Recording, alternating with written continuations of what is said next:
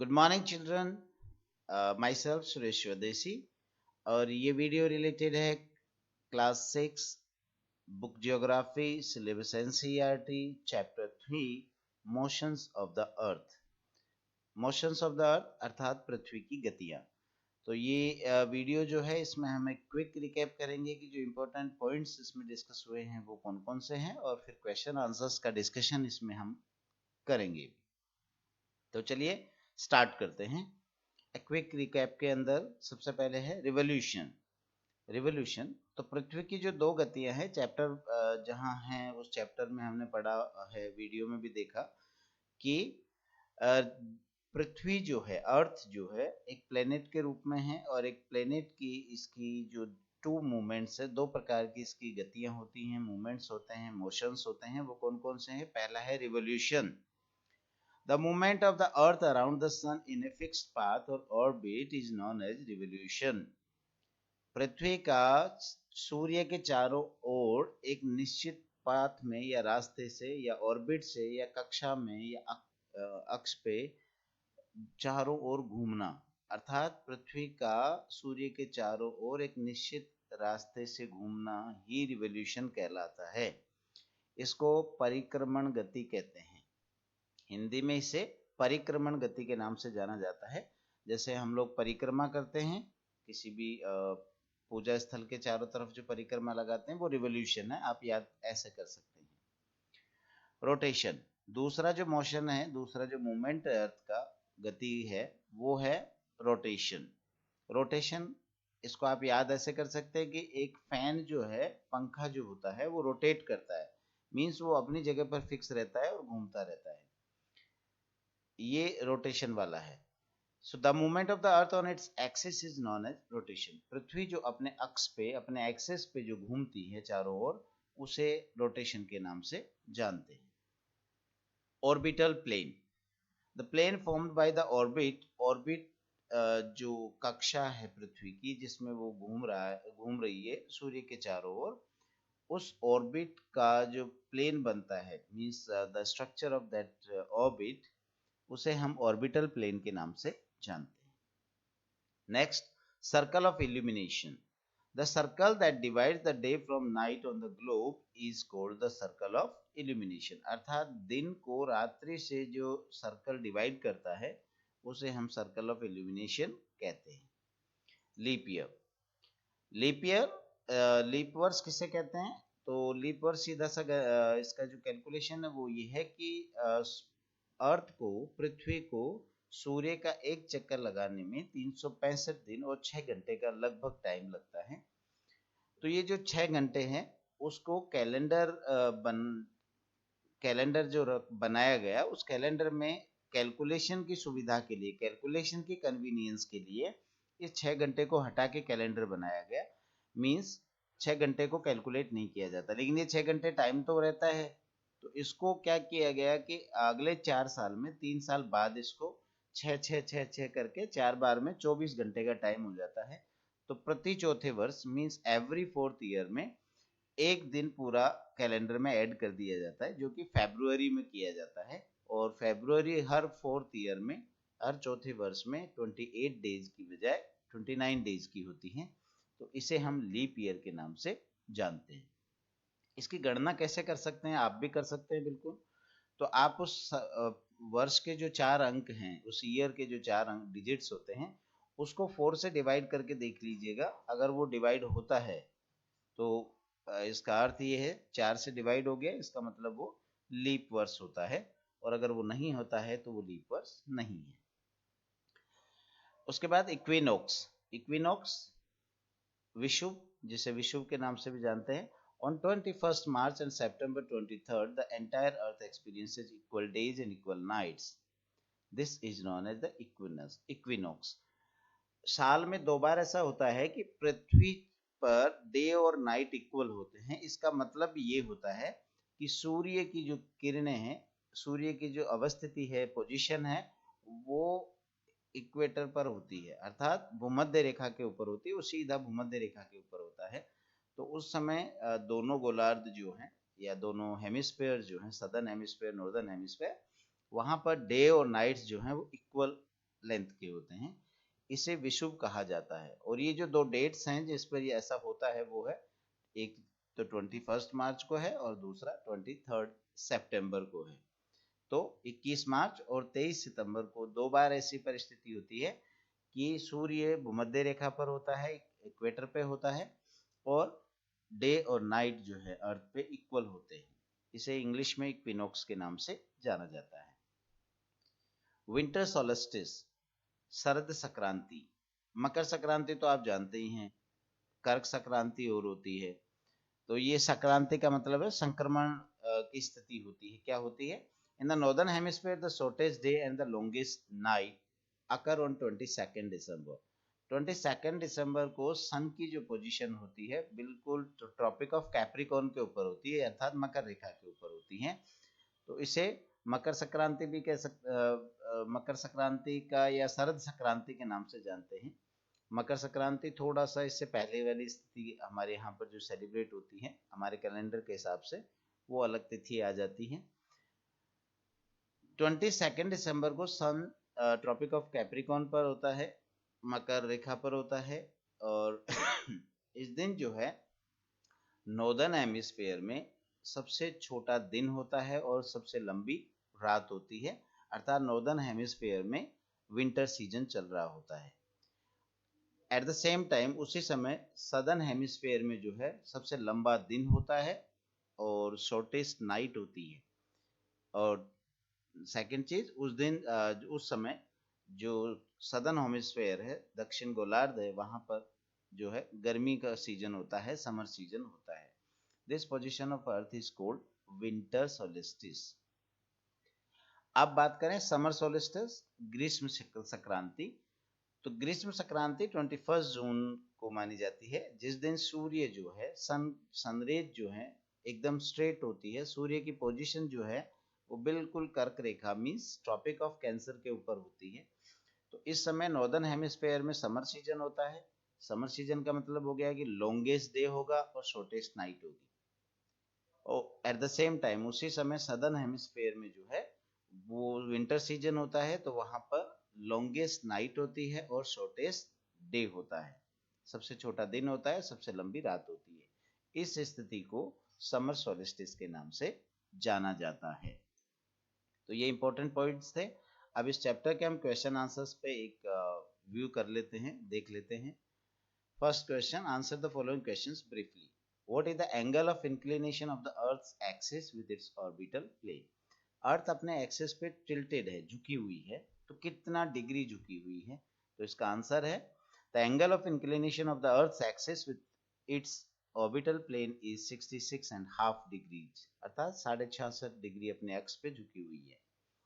Second question is define rotation and revolution. Rotation क्या है और रिवोल्यूशन क्या है?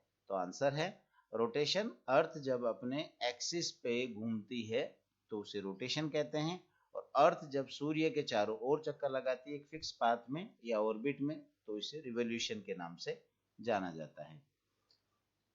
What is a leap year? Leap year किसे कहते हैं? तो leap year in which February is of 29 days instead of 20 days is called a leap year. तो बात वही थी कि 365 दिन और 6 घंटे का जो समय था वो चौथे साल में 366 दिन हम पूरा साल कर देते हैं कैलेंडर की गणना की सुविधा के हिसाब से। तो ये लीप ईयर है। Next question, differentiate between summer and winter solstice. Summer और विंटर सोलिस्टिस में क्या डिफरेंस है? The difference between the summer solstice and winter solstice is as follows, वो निम्न प्रकार से हैं। Summer solstice, in the northern hemisphere the longest day and shortest day occur on 21st June. At this time in the southern hemisphere it occurs the shortest day and the longest night. The position of the earth is called summer solstice. सीधी सी बात ये है कि 21 June को northern hemisphere में सबसे लंबा दिन होता है, लॉन्गेस्ट डे होता है और शॉर्टेस्ट नाइट होती है, और समर सीजन होता है। उसी समय सदर्न हेमिस्फीयर में शॉर्टेस्ट डे होता है, लॉन्गेस्ट नाइट होती है, और ये पोजीशन समर सोलिस्टिस कहलाती है।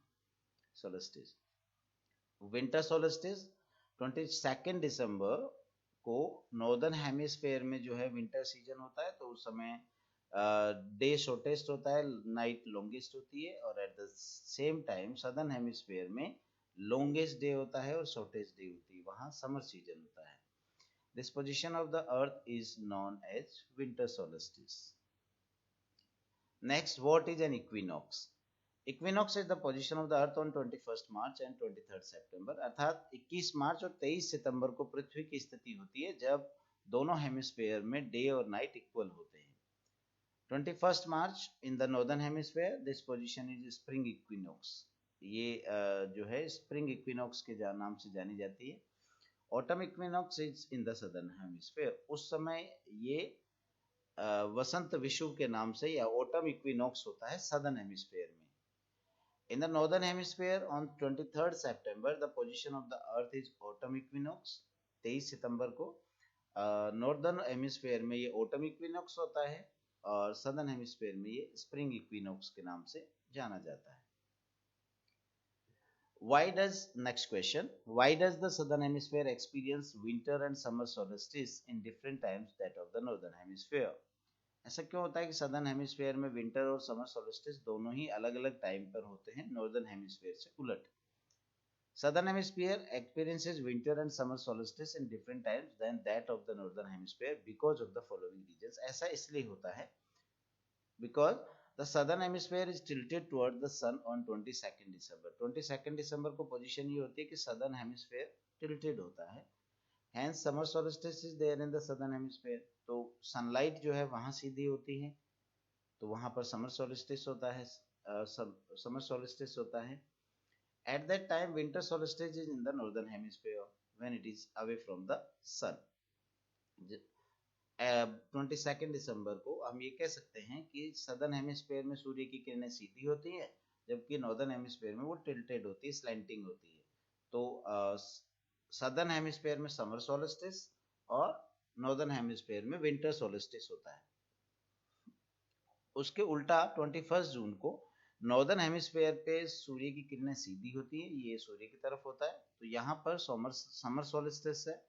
और विंटर सोल्स्टिस सदर्न हेमिस्फीयर में ये स्लैंटिंग होती है सनरेज, तो इसे वहां पर विंटर सोल्स्टिस होता है। Why do the poles experience about 6-month day and 6-month night? ऐसा क्यों होता है कि पोल्स पे मींस नॉर्थ पोल और साउथ पोल पे सूर्य की किरणें 6 मंथ्स का डे होता है और 6 मंथ की नाइट होती है। तो ऐसा इसलिए होता है कि poles experience day and 6 months night because of the following reason. When northern hemisphere is tilted towards the sun, the north pole remains in the light for the whole of the day. जब सीधा सूर्य की sunlight northern hemisphere पे होती है, अर्थात मैं कहूँ कि इक्वेटर से ट्रॉपिक ऑफ कैंसर की तरफ जब सन का मूवमेंट अपैरेंट मूवमेंट होता है, उस समय नॉर्थ पोल पे सनलाइट पूरा तो नहीं जाता है बट टिल्टेड फॉर्म में वहां पर रोशनी पहुंचती है, इसकी वजह से वहां डे रहता है। तो सन को ट्रॉपिक ऑफ कैंसर से इक्वेटर से ट्रॉपिक ऑफ कैंसर तक जाना और ट्रॉपिक ऑफ कैंसर से उसका मूवमेंट वापस इक्वेटर तक आने की स्थिति में 6 मंथ्स का टाइम लगता है। तो इस अवधि में, इस पीरियड में नॉर्थ पोल पे डे रहता है। इसके उल्टा होता है जब सन का जो अपैरेंट मूवमेंट है, जब वो इक्वेटर से ट्रॉपिक ऑफ कैप्रिकॉर्न की तरफ होता है, तो सन के जो मूवमेंट को वापस इक्वेटर तक आने में 6 मंथ्स का टाइम होता है, अर्थात 21 मार्च से लेके 23 सितंबर तक का टाइम जो ऑलमोस्ट 6 मंथ्स का है। इस पीरियड में साउथ पोल पे लाइट रहती है और नॉर्थ पोल में नाइट हो जाती है, तो वो 6 मंथ्स के डे एंड नाइट्स बन जाते हैं। तो ये दोनों स्थितियां हैं, इसकी वजह से जो है वहां पर डे और नाइट बनते हैं। When the southern hemisphere is tilted towards the sun, the south pole remains in light for 24 hours for 6 months from 23rd September to 21st March। Mean सीधा सा है कि जब नॉर्थ सदर्न हेमिस्फीयर वहां tilted रहता है तो 23 सितंबर से 21 मार्च तक वहां लाइट रहती है, 24 आवर्स के लिए लाइट रहती है। और ये कंडीशन रिवर्स हो जाती है जब सन का मूवमेंट नॉर्दर्न हेमिस्फीयर की तरफ होता है। Next, take the correct answers. The movement of the earth around the sun is known. Movement of the earth around the sun, sun के चारों तरफ अर्थ का जो मूवमेंट होता है उसे हम रिवोल्यूशन के नाम से जानते हैं। Second question, direct rays of the sun fall on the equator on सूर्य की सीधी किरणें इक्वेटर पे कब पड़ती हैं? तो आंसर होगा आपका 21 March. Next question, Christmas is celebrated in summer in. Christmas का जो फेस्टिवल है वो समर सीजन में कहाँ सेलिब्रेट होता है? तो ये आपको समझने के लिए क्या करना है, आपको इस बात को ये समझना है कि ऑस्ट्रेलिया में क्रिसमस जो है वो ऑस्ट्रेलिया सदर्न हेमिस्फीयर में आता है, और 21 दिसंबर जो होता है नॉर्दर्न हेमिस्फीयर में वो विंटर सीजन है। तो जब वहाँ विंटर हो रहा है तो सदर्न हेमिस्फीयर में समर सीजन होता है। तो ऑस्ट्रेलिया एक ऐसा कंट्री है जहाँ पर नॉर्दर्न हेमिस्फीयर से उल्टा समर सीजन पाया जाता है, जब नॉर्दर्न हेमिस्फीयर में विंटर सीजन है। तो answer is Australia. Cycle of the season is caused due to. मौसम क्यों बनते हैं, सीजन्स क्यों बनते हैं? तो वो सीजन्स का रीजन है रिवोल्यूशन, अर्थ का जो रिवोल्यूशन है चारों तरफ सन के चक्कर लगाने का, उसकी वजह से मौसम बनते हैं, सीजन्स बनते हैं। Next question is fill in the blanks. A leap year has, एक लीप ईयर में कितने दिन होते हैं? How many days are there in a leap year? तो answer is 366 days. The daily motion of the earth is, पृथ्वी का जो रोज डेली का मोशन है उसे हम किस नाम से जानते हैं? तो ये रोटेशन है, जो वो 24 आवर्स में कंप्लीट होता है। The earth travels around the sun in orbit. Earth जो सूर्य के चारों ओर चक्कर लगाती है और जो ऑर्बिटल प्लेन बनता है वो कैसा है? तो वो इलेप्टिकल ऑर्बिटल प्लेन होता है। Next, the sun's rays fall vertically on the tropic of on 21 June. 21 June को सन की रेज जो है, सन रेज जो है वो वर्टिकली कहाँ गिरती हैं, सीधी कहाँ पड़ती हैं? तो answer is tropic of cancer. Next question, days are shorter during season. अगर हम ये हम नॉर्दर्न हेमिस्फीयर की बात कर रहे हैं, तो नॉर्दर्न हेमिस्फीयर में जो डेज कब शॉर्टर होते हैं? तो विंटर सीजन में डेज शॉर्टर होते हैं, नाइट्स लॉन्गर होती है। तो दोस्तों ये थे क्वेश्चन आंसर्स, एक क्विक रिकैप के साथ, आपको समझ में आए होंगे। आई होप आपके लिए फायदा करेंगे। So please keep watching the video and liking and subscribing if you like that. Thank you very much.